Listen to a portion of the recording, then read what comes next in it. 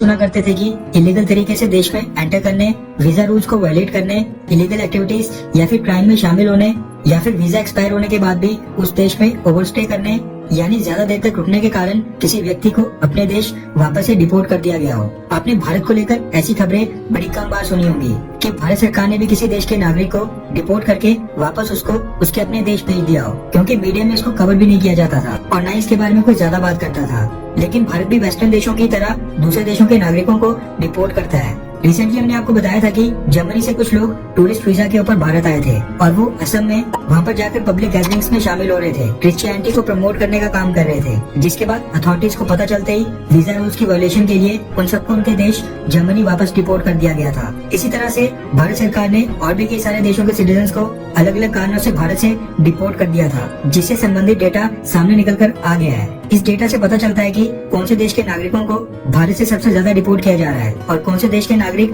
भारत में सबसे ज्यादा आ रहे हैं। रेफरेंस के लिए आपकी स्क्रीन के ऊपर द इकोनॉमिक टाइम्स के आर्टिकल का स्क्रीनशॉट है, जिसके मुताबिक पिछले साल 2021 में भारत ने कुल 821 लोगों को डिपोर्ट किया था, जबकि 2400 से ज्यादा लोगों को लॉन्ग टर्म वीजा भी दिया गया था। साल 2022 अभी खत्म नहीं हुआ है, लेकिन साल 2021 का डेटा कंपाइल कर लिया गया है और मिनिस्ट्री ऑफ होम अफेयर्स यानी कि भारत के गृह मंत्रालय ने इससे संबंधित एक रिपोर्ट जारी की है। रिपोर्ट के मुताबिक पिछले साल 2021 में दुनिया के सभी देशों से कुल 15,24,669 फॉरेनर्स भारत आए थे और आपको हैरानी होगी कि इस लिस्ट को टॉप किया है अमेरिका ने, यानी 15 लाख में से सबसे ज्यादा अमेरिकन भारत आए थे। रिपोर्ट के मुताबिक पिछले साल 1 जनवरी से 31 दिसंबर 2021 के बीच यूनाइटेड स्टेट्स ऑफ अमेरिका से 4,29,860 लोग भारत आए थे।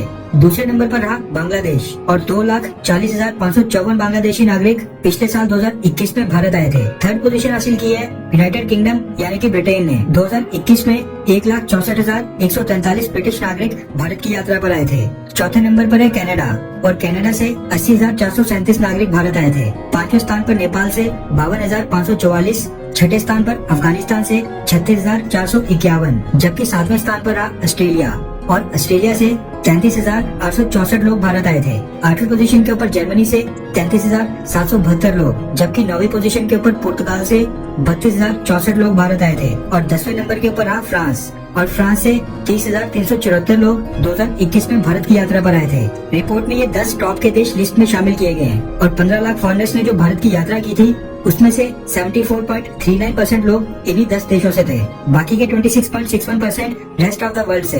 रिपोर्ट में ये भी बताया गया कि साल 2021 में फॉरेनर्स रीजनल रजिस्ट्रेशन ऑफिसर्स ने 821 विदेशी नागरिकों को भारत से डिपोर्ट भी किया था। डिपोर्ट हुए फॉरेनर्स में सबसे ज्यादा संख्या नाइजीरिया से थी। 821 में से 339 नागरिक अकेले नाइजीरिया के थे। उसके बाद बांग्लादेश के 246 नागरिकों को भी डिपोर्ट किया गया था।